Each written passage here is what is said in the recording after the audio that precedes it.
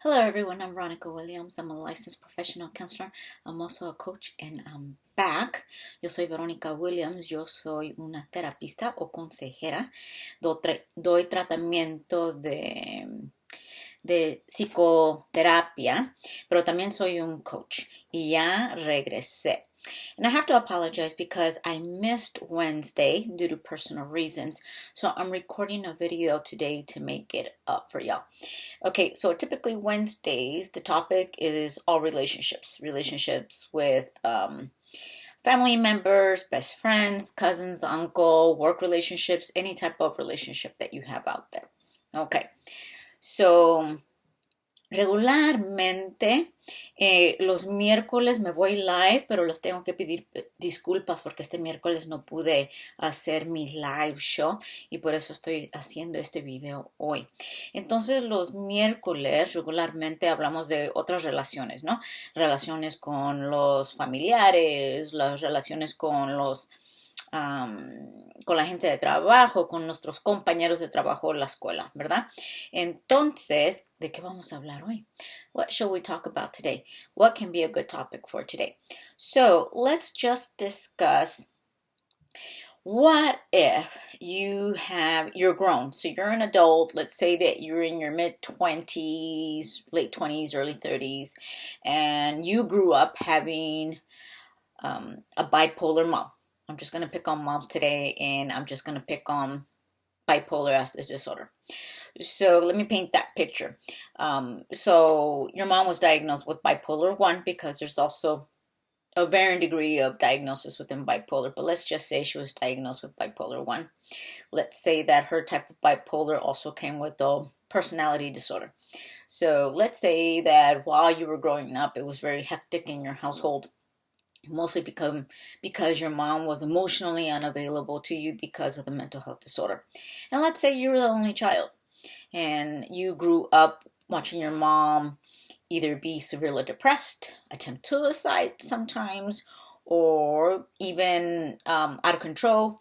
Maybe she engaged in manic type behavior that would include leaving the home for several days because she was busy and partying. And let's just say that you were lucky enough or fortunate enough to make it through high school. You did okay. You went off to college. And then you realize, like, oh my God, this is so peaceful.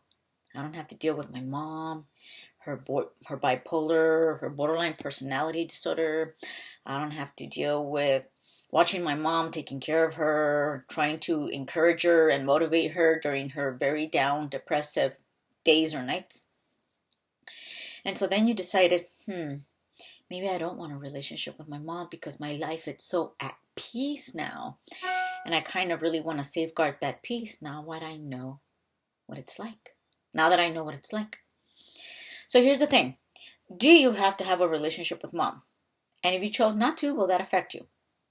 Do you have to have a relationship? Answer to that, no. You're an adult. You don't have to have one. Will it affect you? Most likely, yes. And this is why I say this. Most likely, yes, because every person, let me take that back. Let me not generalize. For the most part, most people want a relationship with their parents, with their biological parents. And so maybe it will not affect you immediately. Maybe you won't miss this individual immediately because you're going to really enjoy the peace and the non-drama associated with having that distance from that bipolar parent. However, later on, you're going to want a relationship with this type of individual. So what's a healthy way to have a relationship with this parent that has bipolar? Because, bipolar just doesn't show up with women. Of course, it affects both genders. There's a varying degree, right? Is it bipolar 1, bipolar 2? And then there's other diagnoses in that realm of bipolar that can be diagnosed. Rapid cycling, mostly depressive, and so on and on and on. So is there a way to have a relationship with someone with this type of mental health disorder? The answer is yes. So for example, let's say you went to college, you got some peace, you decided to get your own apartment because you didn't want to move back in with your parent, right? You struggled, you didn't care as long as you had that peace. But let's say you start missing mom, right? And so when you call mom, in order to have a healthy relationship, there's a lot of boundaries that you have to place. So for example, if you call her up, you may or may not want to put a time boundary on those phone calls. So, maybe she's okay because she's taking her medication, but let's say that her borderline personality is acting up. So once you sense that borderline personality traits is kind of showing its ugly head, then you could say something like, "Oh, Mom, I forgot I was going to meet some friends. I got to go. Love you. Bye." Or, "Hey, I picked up an extra shift at work. I got to go. Bye. Let me call you back in a week," or something like that. So putting a very respectful time boundary will allow you to still have a healthy and a good relationship with your parent, while also safeguarding your own mental health without having too much exposure or limiting your exposure to your parents' mental health symptoms and other possible personality disorder symptoms that may show its ugly head. Okay, so there's my answer. Now, hablando y platicando del tema de hoy, en español ahora, ¿verdad? Voy a hacer el intento de realmente platicar de esto solamente en español, sin usar palabras en inglés, pero si me equivoco, por favor, allá abajo en el comentario, por favor, corríjanme para yo seguir aprendiendo. Ok, entonces el tema es una persona que fue criada con una madre, por ejemplo, que tenía trastorno bipolar y también síntomas de un personality disorder. I couldn't say it in Spanish. Sorry, maybe next time. Uno puede tener una buena relación. Entonces, en ese caso, vamos a decir, por ejemplo, había mucho trauma, ¿no? Para ti como niño o niña. Vistes a tu mamá tener episodios de quitarse la vida, episodios de depresión, hasta maniáticos, como tal vez la mamá salía y no regresaban unos días porque le daban ganas de tomar mucho y andar mucho de fiesta. Tal vez también pasaste como testigo a otros síntomas como personality disorder, ¿verdad? Y vamos a decir que fuiste a la high school, a la preparatoria, saliste bien de allí, fuiste a la universidad. Y cuando te fuiste a la universidad, en ese momento descubriste que tú has tenido un paz porque no estabas exposing yourself a los síntomas de la mamá, ¿no? Y entonces encontraste la soledad, pero la soledad que te daba mucho paz. Mucha paz.